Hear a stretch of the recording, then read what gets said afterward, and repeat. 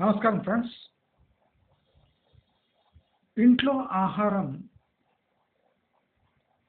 రుచిగా ఉండదు. బయటి ఆహారం శుచిగా ఉండదు.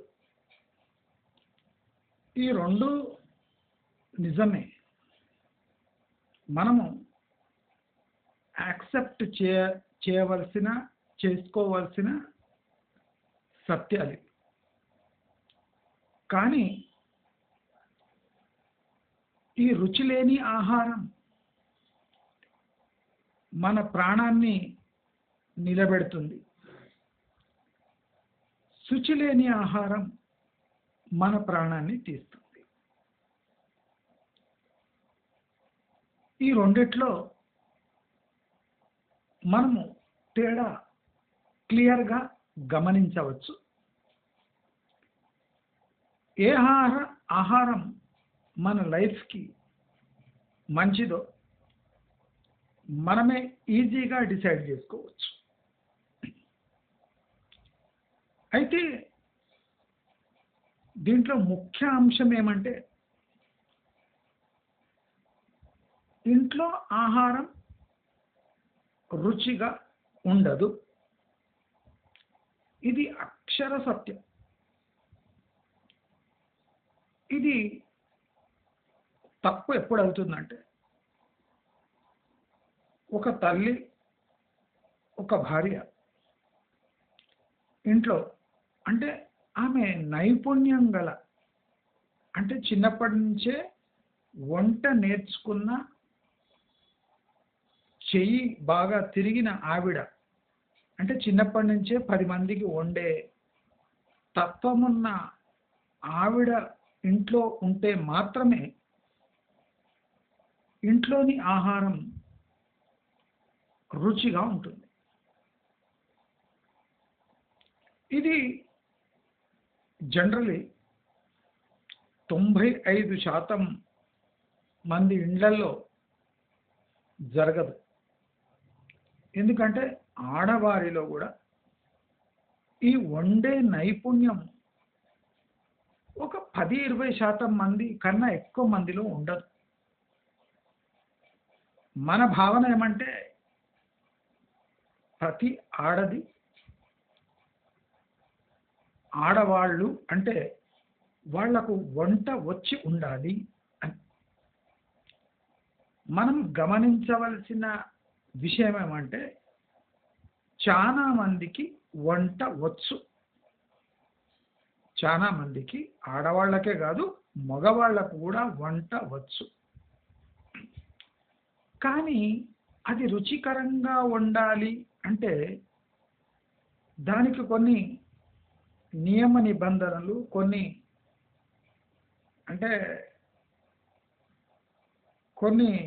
న్యాచురల్ ఫోర్సెస్ ఉన్నాయి. దాంతోనే ఆ వంటకు రుచి వస్తుంది. చాలా మంది కంప్లైంట్ చేసేది ఏమంటే, ఇంట్లో వండే రుచికి హోటల్లో ఉండే రుచికి తేడా ఉంటుంది. హోటల్లో తినే తిండికి ఉన్న రుచి అది ఇంట్లో వంటకాలకు రాదు. ఇది జనరలీ కంప్లైంట్ చేసే ప్రాబ్లమే. మనం ఒక విషయం బాగా గమనించాలి.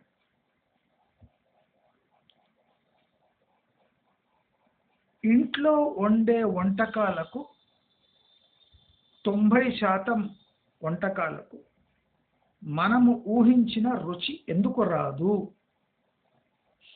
మనము అన్ని జనరల్ స్టేట్మెంట్లు, ధ్రువరాఠి ఉంటాడు కదా ఒక యూట్యూబర్, వాడు చెప్పినట్టు వాడేం స్పెషల్గా చెప్పాడు. అక్కడిక్కడ అన్ని ఏర్కొని ప్రాబ్లమ్స్ గట్టిగా అరుస్తుంటాడు. దానికి సొల్యూషన్ కూడా చాలా ఇంప్రాక్టికల్. డెమోక్రసీలో అటువంటి సొల్యూషన్స్ ఉండవు. కానీ ఫాలోవర్స్ ఉన్నారు కదా అని నేను ఎప్పుడు అంటా, ధ్రువరాఠి మాటలు మాట్లాడక. కంప్లైంట్ తప్ప సొల్యూషన్ లేదు. అంటే ఒక డెమోక్రటిక్ కంట్రీలో ఇది సాధ్యమా?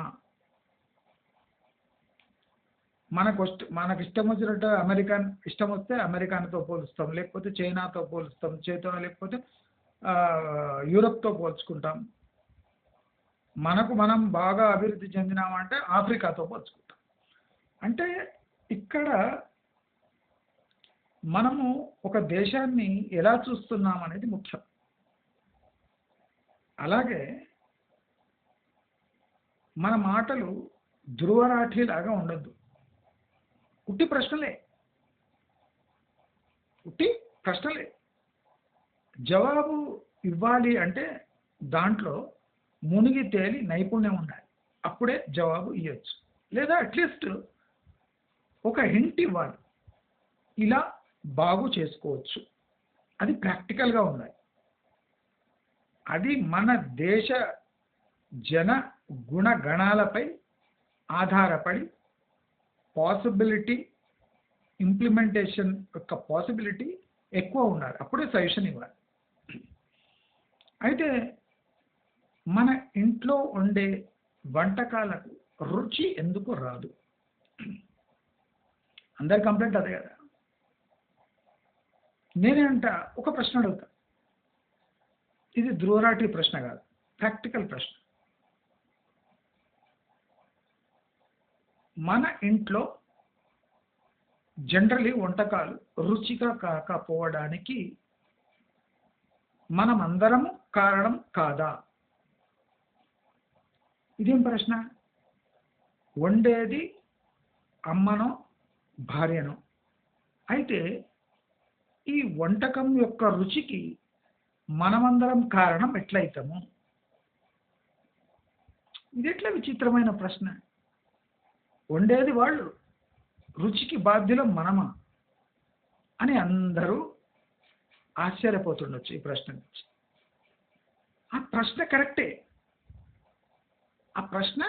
కరెక్టే. ఇంట్లో ఎవరు వండుతారు? భార్య లేదా తల్లి. వాళ్ళెవరు? మనకు అంటే మన ఆప్తమిత్రులు, మనతో జీవితం గడిపేవాళ్ళు భార్య తల్లి. వీళ్ళు తమ పనికి డబ్బులు తీసుకుంటున్నారా? కాదు. మరి ఎందుకు వండుతున్నారు? ఒకటి ప్రేమ, రెండు బాధ్యత. తల్లి లేదా భార్య ఎందుకు వండుతుంది అంటే ఒకటి ప్రేమ, రెండోది బాధ్యత. యాక్సెప్టెడా? ఏమైనా డిస్ప్యూట్స్ ఉన్నాయా? కమెంట్స్ రాయండి. మరి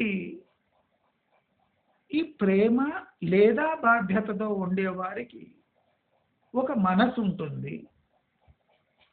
కరెక్టా? ఉంటుందా? ఉంటుంది. మరి వారి మనసు కూడా ఈ వంట చేసేటప్పుడు పని చేస్తుంది. అవునా కాదా? కమెంట్లో పెట్టండి. ఒక భార్య లేదా ఒక తల్లి ఫ్యామిలీ కోసం వండేటప్పుడు ఆమె మనసు కూడా ఆ వంట వండేటప్పుడు పని చేస్తుందా లేదా? దాని భాగస్వామ్యం ఉందా లేదా? అంటే ఉండాలి. మనసు పెట్టి ఎలా చదివితే బుర్రకెక్కుతుందో మనసు పెట్టి వండితే అది వంట అవుతుంది. ఇక్కడ దాకా అందరు క్లియరా లేదా? అంటే బిట్ బై బిట్ క్లియర్ చేసుకుంటూ పోదాం. ఇక్కడ దాకా అయితే ఈ మనసు కంట్రోల్ లేకపోయినా, మనసు బాధపడిన లేదా మనసు వల్ల బ్రెయిన్ యాక్టివిటీ దెబ్బతిన్నా, టెన్షన్ పెరిగినా, బీపీ పెరిగినా, షుగర్ పెరిగినా, బాధలు పెరిగినా, ఆనందం పెరిగినా, ఏది పెరిగినా తాము చేసే పనిపై అది ప్రభావం చూపుతుందా లేదా? ప్రభావం చూపుతుందా లేదా? తప్పకుండా చూపుతుంది. మరి పనిపై ప్రభావం చూపినప్పుడు వాళ్ళ పనేమి? వండటం. ఆ వంట మీద మీ ప్రవర్తన యొక్క ఇండైరెక్ట్ ప్రభావం ఆ వంటకపై పడుతుందా లేదా? అంటే ఆ రోజు వంట చేసే ముందు వాళ్ళ మానసిక స్థితిని మనము ఎలా ఉంచుతాము? ఆ మానసిక స్థితి వలనే ఆ వంటకు రుచి వస్తుంది, లేకుండా పోతుంది.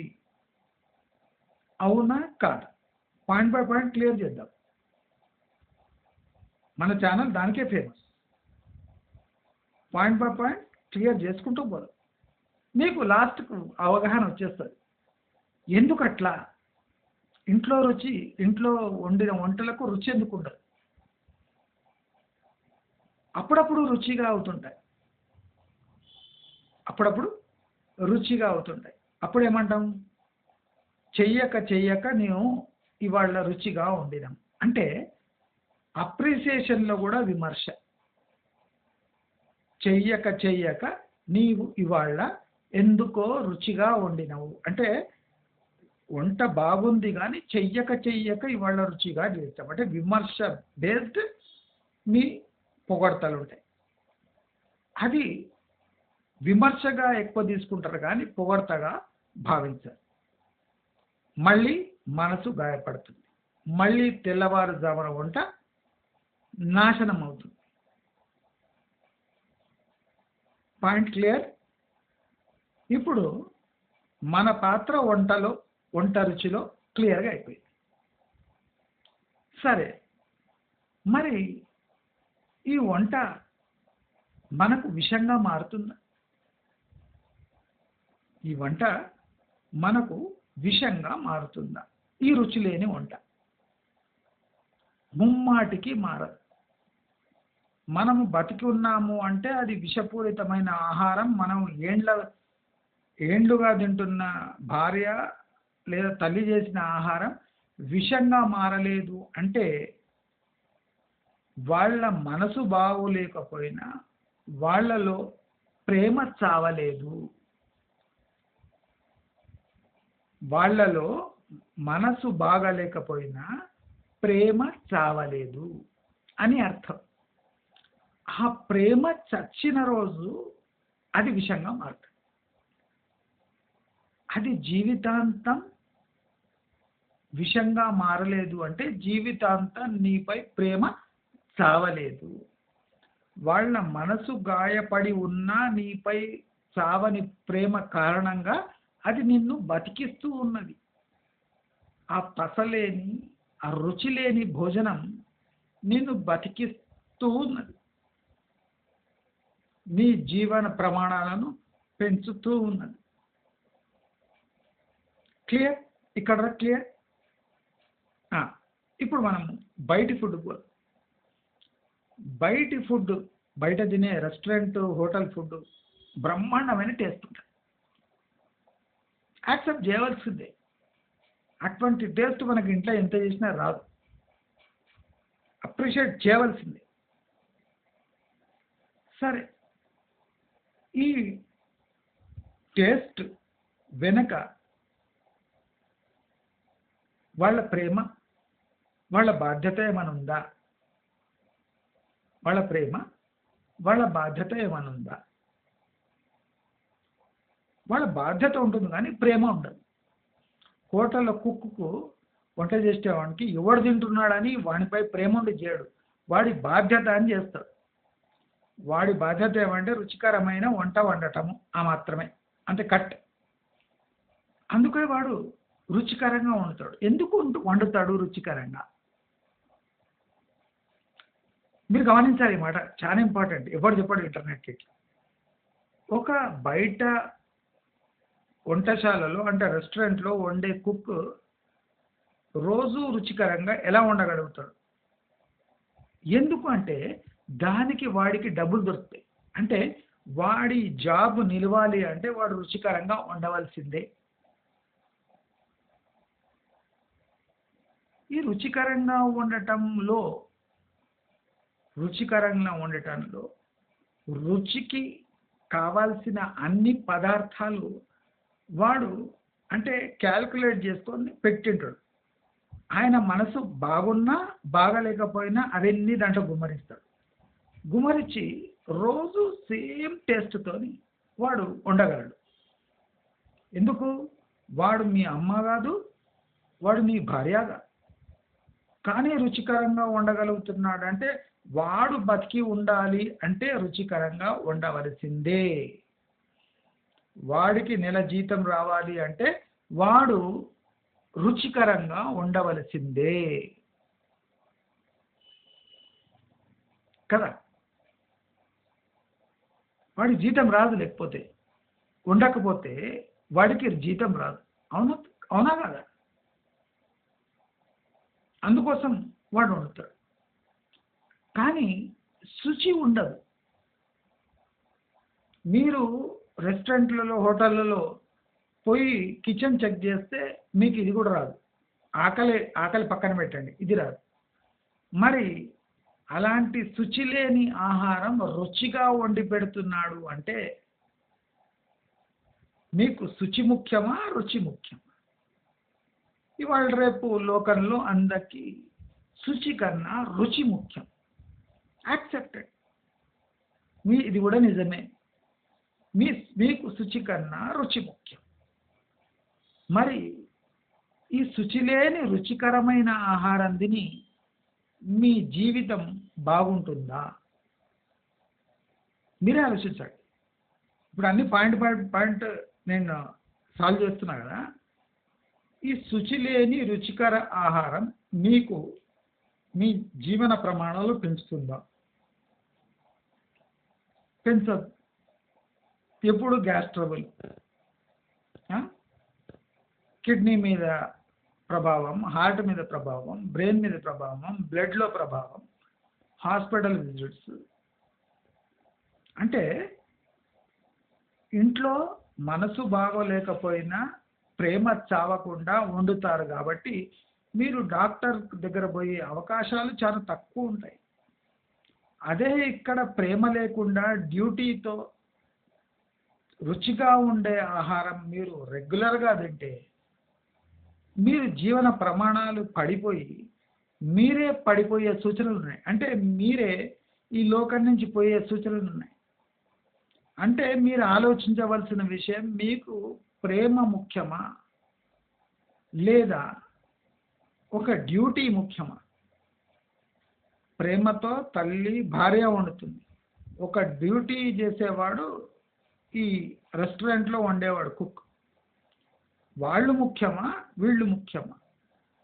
రుచి ముఖ్యమా శుచి ముఖ్యమా? మీరు చూడండి, శుచి ఎప్పుడూ ఉంటే మనకు నష్టం లేదు. రుచి లేకున్నా శుచి కంటిన్యూస్గా శుచి ఉంటే మనకేం నష్టం లేదు. కానీ శుచి లేకుండా రుచి కంటిన్యూస్గా ఉంటే నష్టాలే నష్టాలు. అవగాహనలోకి వస్తుందా సబ్జెక్ట్? మీకు అర్థం అవుతుందా? ఇలా ఎవరు చెప్పారు? టోటల్ ఇంటర్నెట్లో చెక్ చేసుకోండి. శుచి కంటిన్యూస్గా ఉండి రుచి లేకున్నా మన జీవితం సాగుతుంది. కానీ శుచి లేకుండా రుచి కంటిన్యూస్గా ఉంటే మనం హాస్పిటల్ పాలవుతాం. మీకు ఏది కావాలి? మీరు చదువుకున్న వాళ్ళేనా? మీరు మనుషులేనా? అయితే మీరు కరెక్ట్ ఆప్షన్ చూస్ చేసుకుంటారు. అర్థమైందా? చదువు లేకున్నా ప్రేమ ఉంటే సరిపోయి ఈ సబ్జెక్ట్ అర్థమవుతుంది. ఎంత చదువుకున్నా ప్రేమ లేని శుంఠకు ఈ సబ్జెక్ట్ అర్థం. క్లియర్ కదా? అక్కడ రుచి లేకున్నా శుచి ఉంది, ప్రేమ ఉంది.